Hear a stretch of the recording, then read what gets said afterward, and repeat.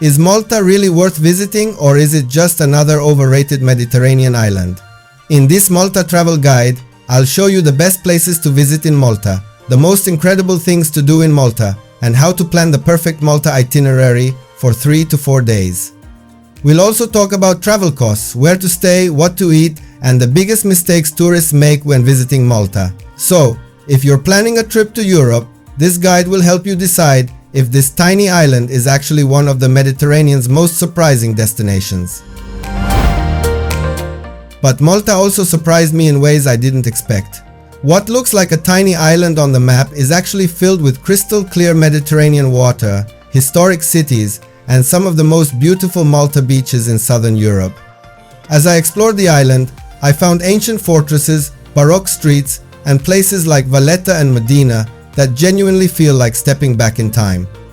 It's one of those rare destinations where history, culture, and breathtaking coastal scenery all come together in one surprisingly small country. When it comes to the best places to visit in Malta, I was honestly surprised by how much history, scenery, and culture this small island offers.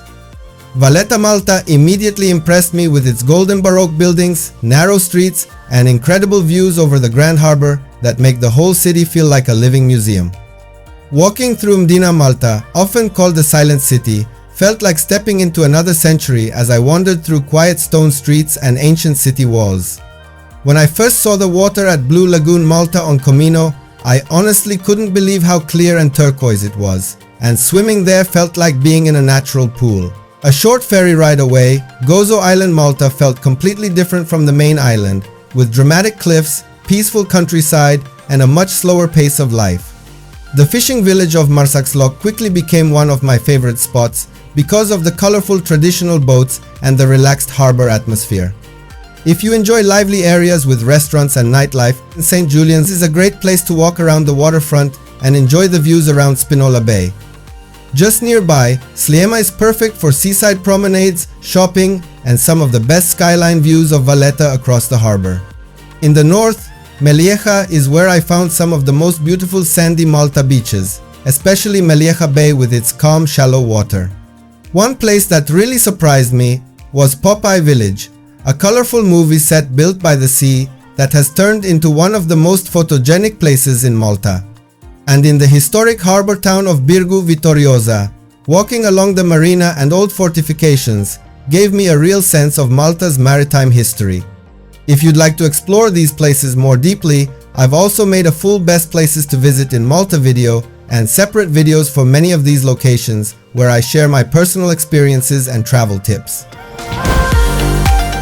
When it comes to the best things to do in Malta, what I enjoyed the most were the experiences you can have all across the island. I loved wandering through historic streets filled with traditional Maltese houses and their colorful wooden balconies that make the towns feel incredibly unique. Sitting by the harbor in a small fishing village surrounded by the famous Luzu boats while eating fresh seafood was another experience I really enjoyed. Malta's dramatic coastline also impressed me, with rugged cliffs, sea caves, and stunning Mediterranean views. Some evenings I simply took slow seaside walks at sunset, watching the golden light fall over the water and the old harbor walls.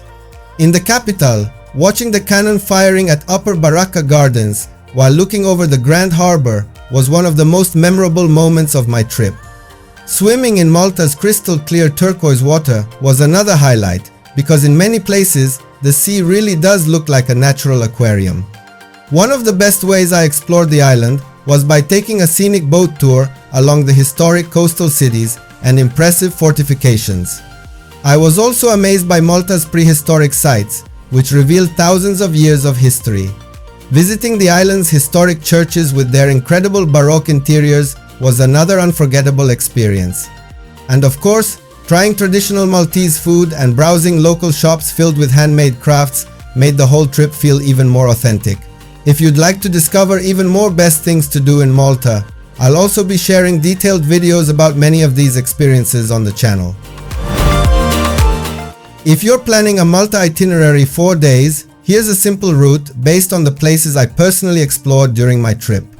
On day 1, I recommend starting in the historic harbor cities of Birgu and Valletta, where you can walk through beautiful old streets and enjoy incredible views over the Grand Harbor. Day 2 is great for visiting the colorful fishing village of Marsaxlokk and then spending the afternoon and evening around the lively waterfront areas of San Giljan and Slima.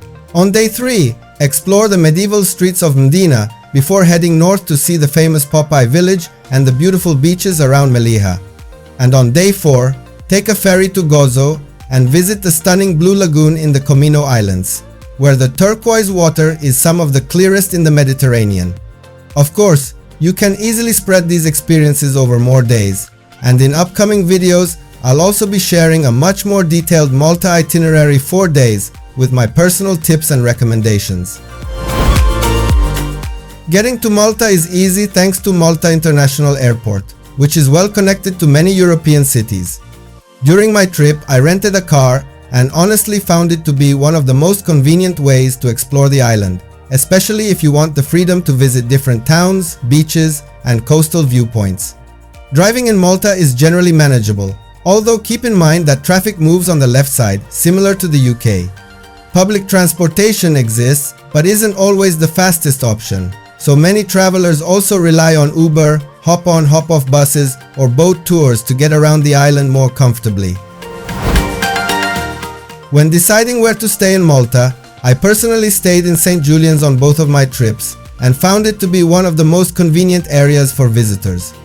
I stayed at the Hyatt Regency once and at Mi Malta by Melilla on another visit, and the location made it easy to walk to restaurants, the waterfront, and nearby areas like Slima.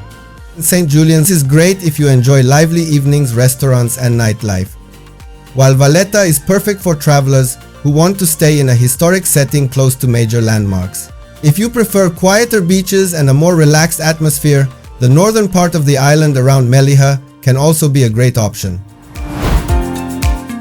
Many travelers ask, is Malta expensive? And from my personal experience traveling around the island, I found that Malta can actually fit a wide range of budgets. During my trip, mid-range hotels typically cost around $180 to $300 per night. A nice restaurant meal with drinks was about $25 to $40 per person, and a coffee or local beer usually cost around $3 to $6. Renting a car was roughly $40 to $70 per day, and while many boat tours range between $40 and $80, I even joined a simple harbor boat trip for about €5 per person, which shows there are definitely budget-friendly options. If you're traveling on a tighter budget, Airbnb stays can be much cheaper than hotels. Street food like pastizzi often costs only €2 to €3, and local buses or group tours are very affordable.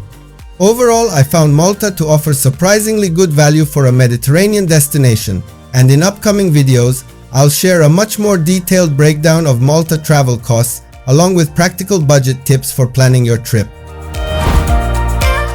When it comes to the best food in Malta, one thing I really enjoyed during my trip was how easy it is to find both amazing street food and excellent seafood restaurants across the island. One of my favorite local snacks was pastizzi, a crispy pastry filled with ricotta or peas that usually costs only a couple of euros. And I also loved trying traditional dishes like Maltese rabbit stew and fresh Mediterranean seafood in small coastal restaurants overlooking the harbor. If you visit Malta, I highly recommend mixing local bakeries, street food spots, and seaside restaurants to truly experience some of the best food in Malta and get a real taste of the island's culture. One common mistake many visitors make in Malta is only coming for a quick day trip when there's actually much more to explore here. Another thing I noticed during my trip is that popular spots like the Blue Lagoon can get extremely crowded in peak season, so visiting early in the morning makes a huge difference. And if you're planning on driving in Malta, keep in mind that parking can be limited in busy historic areas, especially during the summer months. Here are a few essential travel tips for Malta that I personally found very helpful during my trip. One thing I quickly noticed is that Malta can get extremely hot and sunny, especially in summer, so sunscreen, a hat, and plenty of water are absolutely essential if you plan to explore cities and coastal areas during the day.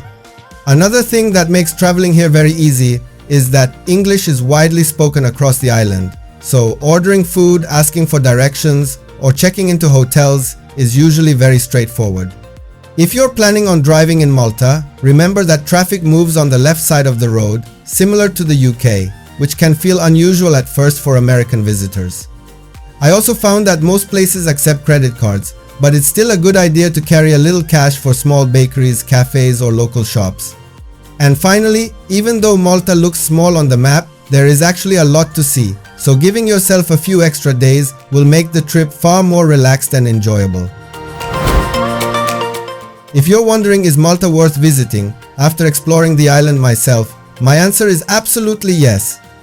What surprised me most about Malta is how much history, culture, and natural beauty you can experience in such a small place, from ancient cities and dramatic coastlines to crystal clear Mediterranean water.